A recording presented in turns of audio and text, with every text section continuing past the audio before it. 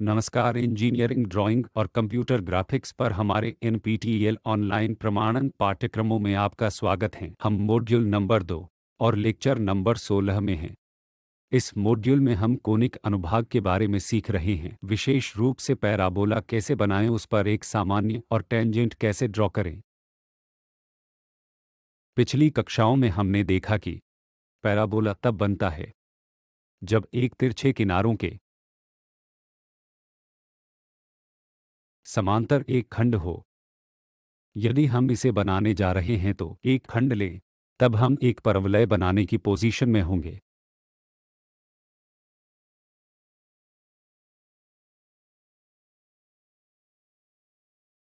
तो पिछली कक्षाओं में हमने फोकस डायरेक्ट्रिक्स विधि के बारे में सीखा है कि डायरेक्ट्रिक्स विधि से कैसे एक पैराबोला और एक आयत विधि बनता है। आज के क्लास में हम टेंजेंट मेथड के बारे में पढ़ेंगे। जैसे कि टेंजेंट मेथड के लिए जब एक बेस और अक्ष दिया जाता है, उदाहरण के लिए एक पैराबोला जिसका आधार 70 मिलीमीटर और टेंजेंट बेस पर 60 डिग्री बनाता है, तो फिर एक पैराबोला कैसे बनाएं? आइए इस चित्र को देखें। यहाँ बेस लेंथ 70 मिलीमीटर दी गई है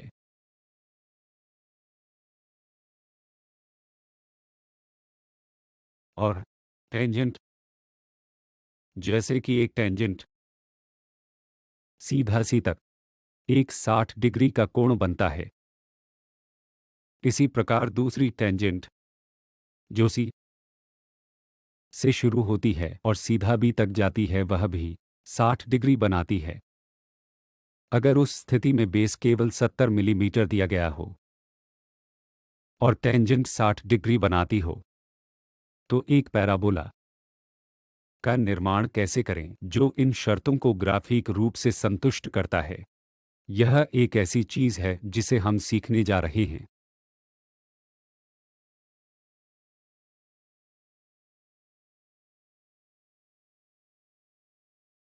सबसे पहले हमें जो करना है वह है ग्राफिक निर्माण के लिए बिंदु ए और बी चिन्हित करना। ये दो बिंदु ए 70 मिलीमीटर दूर हैं, तो यह एक 70 मिलीमीटर दूरी जो है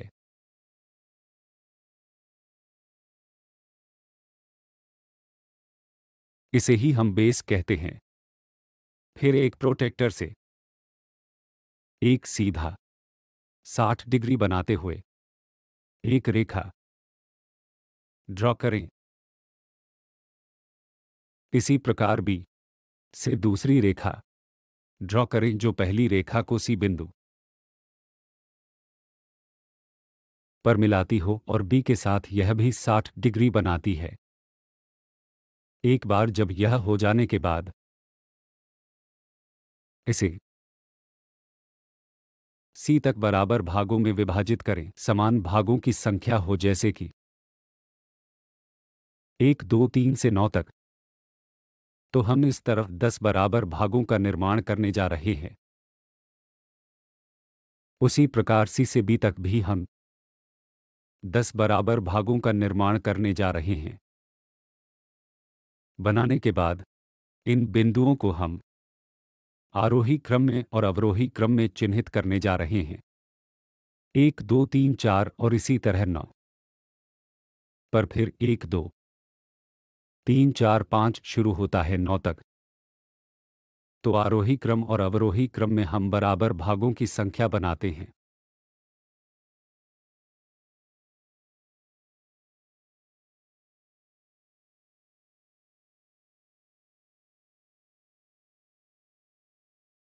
जब ये रेखाएं जैसे, तो आइए हम इस एक पहले बिंदु और पहले बिंदु को लेते हैं और इन्हें एक रेखा से जोड़ते हैं। इसी प्रकार दूसरी बिंदु और दूसरी बिंदु, उन्हें एक रेखा से जोड़ते हैं। तीसरे से तीसरे बिंदु 3 को हम जोड़ने जा रहे हैं। उसी प्रकार छठी बिंदु को छठे बिंदु से आई जोड़ते हैं और उसके बाद एक सरल वक्र को जोड़ें जो इन रेखाओं से होकर गुजरती है। तो यह वक्र कुछ अर्थों में इस वक्र के टेंजेंट है। इस तरह से हम टेंजेंट मेथड से एक पैराबोला का निर्माण करते हैं। यदि हमारे पास बिंदुओं की अधिक संख्या है तो यह एक बहुत ही सरल वक्र होगा। आइए हम इस शीट पर ऐसा करते हैं। पहले हमें 70 मिलीमीटर का बेस बनाना होगा। आइए हम इस कागज पर वह 70 मिलीमीटर का बेस ड्रॉ करते हैं।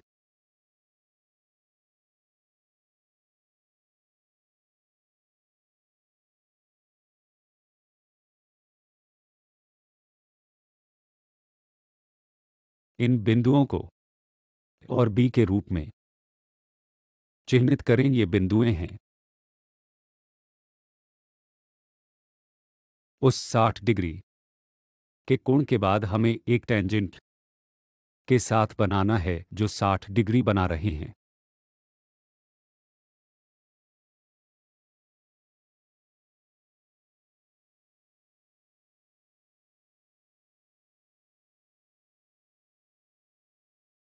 उन्हें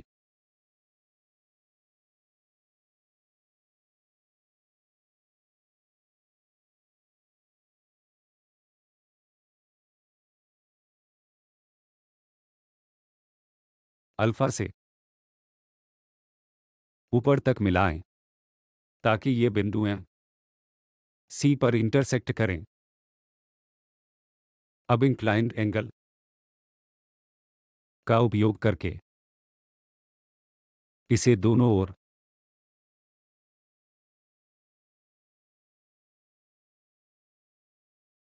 बराबर संख्याओं में विभाजन करें।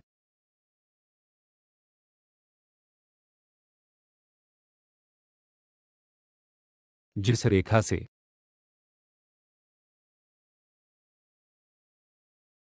यह शुरू हो सकता है उसे विभाजित करें। इस सी तक या सी से ए तक भी हो सकता है। यह पूरी तरह से ठीक है। पहले, दूसरी, तीसरी, चौथी, पांचवी, छठी, सातवीं, आठवीं, नौ और 10। अब इन बिंदुओं को मिलाएं।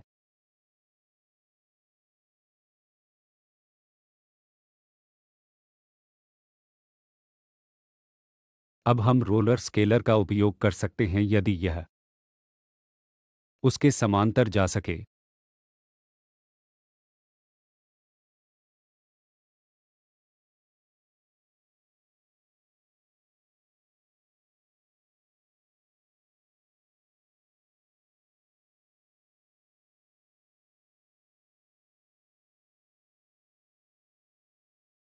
तो हम इन बिंदुओं को चिह्नित कर सकते हैं।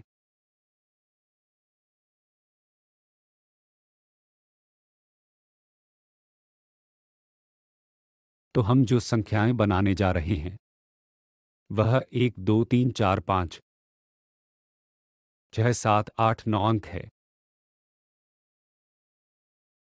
इसी प्रकार इस रेखा सीबी को भी विभाजित करें।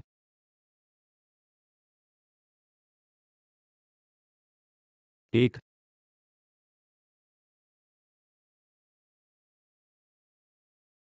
दो, तीन, चार, पाँच, छः, सात, आठ, नौ और 10।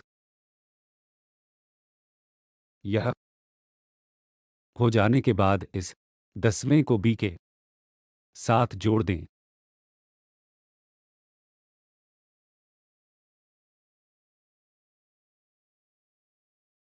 और इन बिंदुओं से सावधानीपूर्वक गुजरते हुए हमारे रोलर स्केल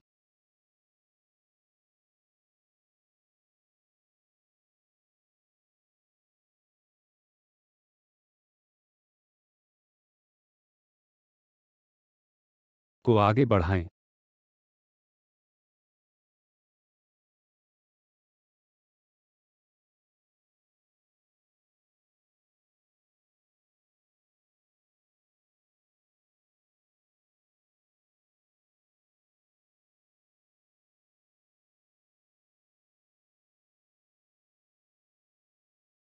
एक बार यह हो जाने के बाद आइए इन बिंदुओं को नाम दें। एक, दो, तीन, चार, पूरा पाँच, छः, यह सातवां बिंदु, आठ, नौ। अब हमें क्या करना है कि एक को एक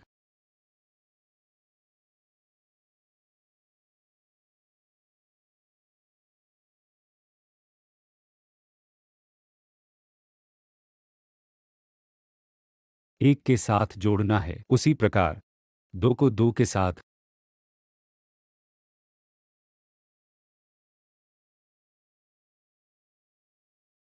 फिर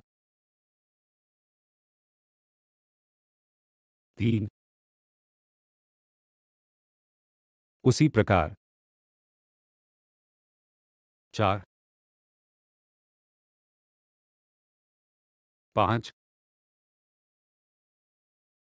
जितनी ज्यादा बिंदुओं की संख्या होगी उतना ज्यादा आसान वक्र होगा। फिर आठ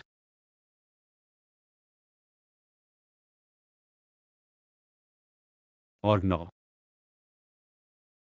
तो हमारे पास पहले से ही वह उल्टा जोन है। इन रेखाओं से गुजरने वाला एक सीधा वक्र हमें बनाना होगा। तो एक,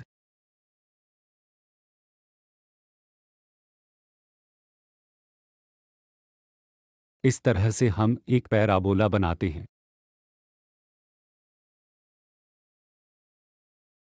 यदि हम इन निर्माण रेखाओं को चिन्हित करना चाहते हैं तो इन ऊर्ध्वाधर रेखाओं को छोड़ दें और तीर के निशान से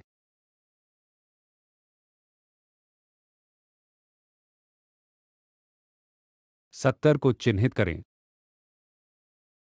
और दूसरा इंक्लिनेशन यह 60 डिग्री है।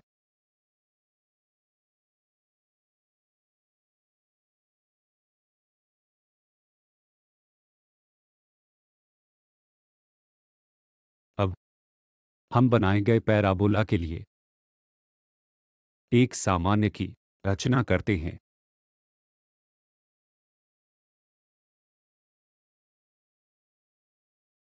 और यह इन मानदंडों और टेंजेंट के निर्माण के लिए प्रसिद्ध विधि के रूप में लोकप्रिय है।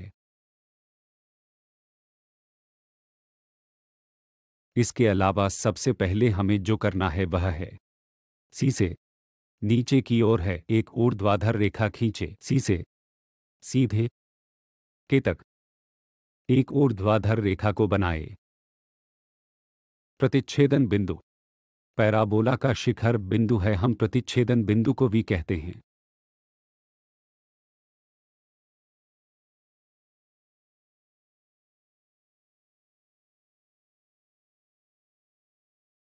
इसके बाद यदि हम एक बिंदु पी पर एक सामान्य ड्राइंग करने में रुचि रखते हैं तो मान लें कि यह बिंदु पी है। यहाँ हम उस दिशा में एक सामान्य की तरह कुछ बनाना चाहते हैं। ऐसा करने के लिए सबसे पहले शिखर बिंदु से 20 इकाइयाँ नीचे जाएं। प्रतिच्छेदन बिंदु पी का पता लगाएं तथा ऊर्ध्वाधर रेखा पर सी से के तक एक और प्रतिच्छेदन बिंदु एस का पता लगाएं। तो सबसे पहले हमें पी और एस का पता लगाना होगा।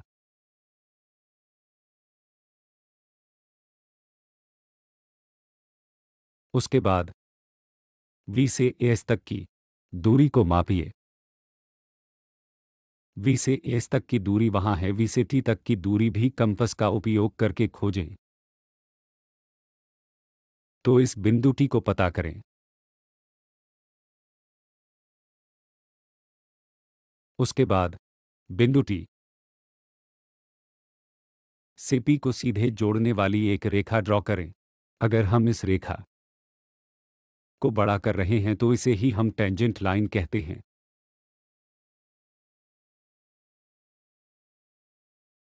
एक बार टेंजेंट लाइन होने के बाद हम आसानी से उस बिंदु से गुजरते हुए 90 डिग्री सामान्य बना सकते हैं। यह कोण 90 डिग्री का माना जाता है और यह एक सामान्य रेखा है और यह एक टेंजेंट लाइन है। आइए हम इसे स्टेप बाय स्टेप बनाएं।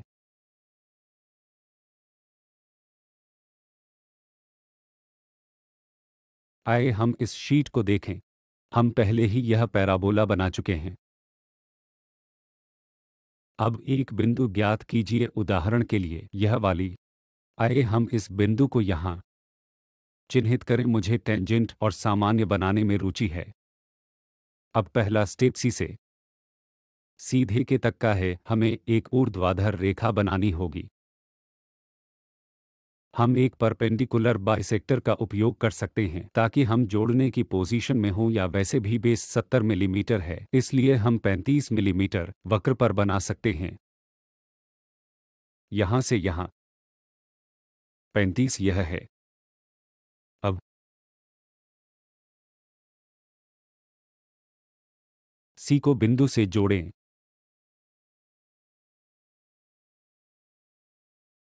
आइए इस बिंदु को के तथा प्रतिच्छेदन बिंदु को इंटरसेक्शन भी नाम दें। अब वी से 20 मिलीमीटर नीचे जाना है, जहां हम एक क्षैतिज रेखा ड्रॉ करने जा रहे हैं। बिंदु 20 मिलीमीटर नीचे है, तो अगर मैं इसे बनाने जाऊंगा तो वह बिंदु यहाँ कहीं जाती है। यदि यह वह बिंदु है जहां हम बनाना चाहते हैं तो हमें वहां एक क्षैतिज रेखा ड्रॉप करनी होगी। तो अगर यह 20 मिलीमीटर है तो इस बिंदु को खोजें। यह बिंदु जिसे हम एस कह रहे हैं और इस बिंदु को टी कह रहे हैं। अगला बिंदु है कि वी एस को टी एस वी के बराबर है। यह मार्क करने के लिए हमें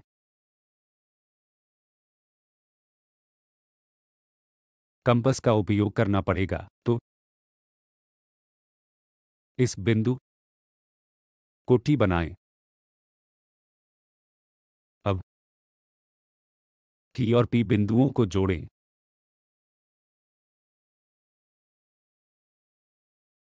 तो आइए हम अपनी कलम का प्रयोग करें।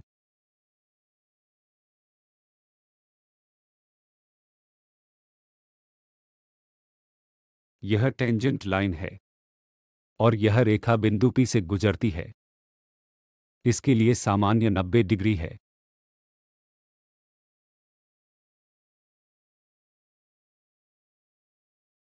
तो 90 डिग्री ढूंढें और पी को उस रेखा से जोड़ें और उसके बाद इसे काला कर दें।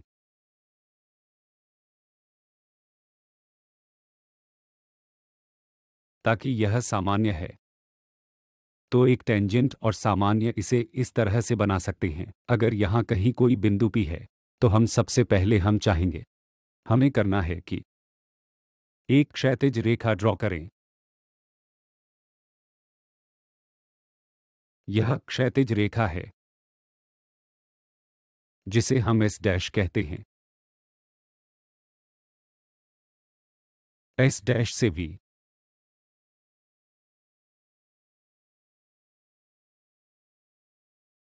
तक मापें। उसी लेंथ चिन्ह का उपयोग करें। अन्य बिंदु टी डैश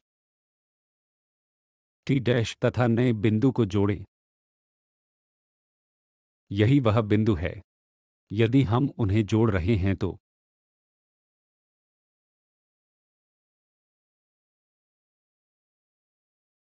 यह नया वाला टेंजेंट होगा।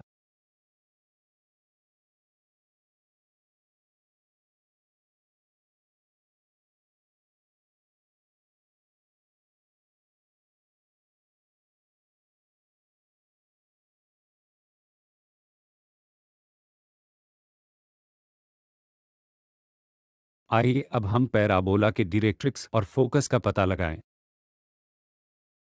इस पैराबोला कंस्ट्रक्शन के लिए हमने जो उपयोग किया है वह बेस और टेंजेंट का उपयोग है। हम पैराबोला बनाने की पोजीशन में हैं तो किसी भी बिंदु पर यदि हम टेंजेंट और सामान्य के निर्माण में रुचि रखते हैं तो हम आगे बढ़े। टीवी बराबर bs का माप लिया और उसके आधार पर हमने इसे बनाया।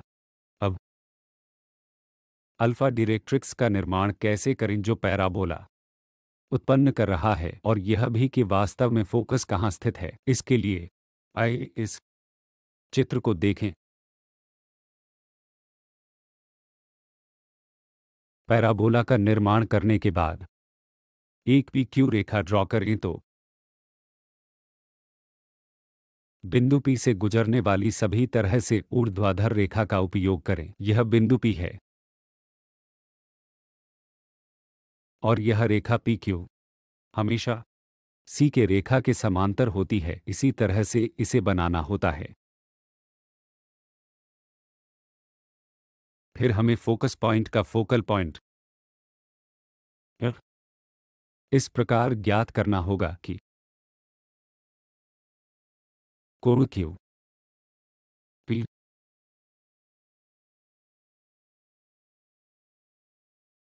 कोण क्यू पी एफ को दो बराबर भागों में बांटा गया है। कोण क्यू पी जी और कोण टी पी एफ से इसी तरह से ही किसी भी फोकस पॉइंट का पता लगा सकते हैं।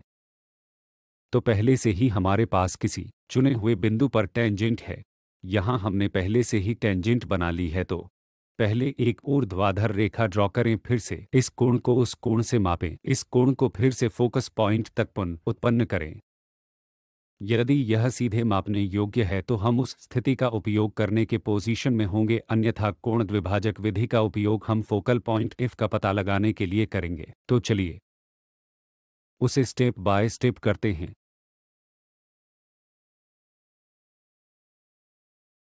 हम इसे अपनी शीट पर शुरू करते हैं। उदाहरण के लिए यहाँ हमने पहले ही बिंदु पी से गुजरने वाली रेखा एक टेंजेंट लाइन बनाई है। अब हमें क्या करना है कि पी से होकर एक ऊर्ध्वाधर रेखा ड्रॉ करनी है। इसलिए एक रेखा ड्रॉ करने के लिए अपने प्रोटेक्टर या शायद सेट स्क्वायर का उपयोग करें और इस बिंदु को कहीं क्यू खोजें। इसलिए क्यू दिशा में ऊपर की ओर एक ऊर्ध्वाधर रेखा हमें पहले से ही ड्रॉ करनी होगी और बिंदु पी हम पहले से ही लोकेट कर चुके हैं। इसलिए आइए इस क्यू रेखा को भी गहरा करें। बस हमारे काम के लिए हम इस डैश रेखा का उपयोग कर रहे हैं। यह क्यू पी टी बिंदु का पता लगाने के लिए यहाँ कहीं पर एक समान कोण बनाने वाला है। यदि यह कोण द्विभाजक जैसा कुछ है जिस तरह से हमने बनाया है, यदि कोई एक बिंदु पी है, यदि कोई रेखा है, तो सबसे पहले कुछ बराबर त्रिज्या के साथ दो चाप बनाएं। इससे फिर से एक और चाप बनाएं, यहाँ से एक और चाप बनाएं और जोड़ दें। लेकिन इस सवाल में हमारे पास है, हमारे पास यह रेखा है, हमारे पास यह रेखा है। यदि मैं इसे क्यू बिंदु पी रख रहा हूं और टी को हम जानते हैं, अब सवाल यह है कि इस रेखा एफ को वहां कहीं कैसे ढूंढा जाए। आगे का उद्देश्य जो हम करते हैं, सबसे पहले एक कोण ए बनाएं और वहां से क्यू से एक चाप बनाने का प्रयास करें। इसलिए उदाहरण के लिए यदि मैं यह पता लगाना चाहता हूं कि यह एफ रेखा या चाप कहां जा रहा है, तो सबसे पहले पी बिंदु ज्ञात है, क्यू का पता लगाएं और इसे इन रेखाओं से गुजरना है। तो इस प्रकार से एक सेमी सर्कल या पूरा सर्कल बनाएं। फिर इस क्यू से एक चाप को इस प्रकार मार्क करें। क्योंकि हम एफ के बारे में कुछ नहीं जानते हैं कि वह कहाँ इंटरसेक्ट करने वाला है, तो अब हम क्या करने जा रहे हैं, केवल टी बिंदु जिसे हम जानते हैं उस टी बिंदु से एक कट बनाएं। तो एक बार जब हम काटते हैं तो हमारे पास कुछ वैसा होता है और इन दो रेखाओं को जोड़ दें। उसी विधि का उपयोग हम यहाँ बराबर कोण द्विभाजक बनाने के लिए करेंगे। पी से सबसे पहले यहाँ कहीं एक बिंदु चिन्हित करें और यह कहीं इन रेखाओं पर इंटरसेक्ट करने वाला है। इसलिए एक सर्कल ड्रॉ करें जो इस बिंदु पर इंटरसेक्ट करने जा रहा है और जिस बिंदु में हम रुचि रखते हैं वह एक टेंजेंट लाइन है जो इस बिंदु से गुजर रही है। तो एक चाप बनाएं जो टी से होकर गुजर रहा है। तो हमने जो बनाया है वह पी से है। कोई त्रिज्या मार्क करें। एक बार त्रिज्या उस बिंदु से हूं एक चाप मार्क करें जो इस तरह से टी बिंदु से होकर गुजरता है, इस तरह से टी बिंदु से गुजरता है। एक बार जब यह बिंदु टी बिंदु हो जाता है जिसे हम जानते हैं, तो इंटरसेक्ट की बिंदु लॉकेट करें। यह पहले से ही बना हुआ सर्किट है, तो यह प्रतिच्छेदन बिंदु यहाँ है। तो यह फोकल पॉइंट होना चाहिए। अब पी बिंदु तथा एफ बिंदु को जोड़ें। एक बार फोकस ज्ञात हो जाने के बाद हम फोकस को इस तरह से बनाते हैं। डायरेक्ट्रिक्स का पता लगाना आसान है क्योंकि पैराबोला के लिए पैराबोला एक्सेंट्रिसिटी 1 है, इसलिए एफ से वी तक की दूरी जो भी हो, वी से उस बिंदु तक की दूरी भी उतनी ही होगी और हमारे पास भी उतनी ही दूरी होगी। तो हम इस बिंदु को ओ कहते हैं। अब अपने रोलर स्केलर का उपयोग करें। समांतर चलाएं।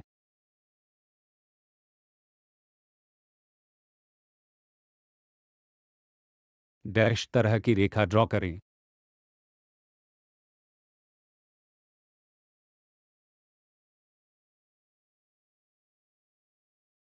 तो इस पैराबोला के लिए यह डायरेक्ट्रिक्स का फोकल पॉइंट है यहाँ और कोई भी बिंदु पी। इस तरह से हम दिए गए पैराबोला के लिए फोकस पॉइंट और डायरेक्ट्रिक्स का निर्माण करते हैं।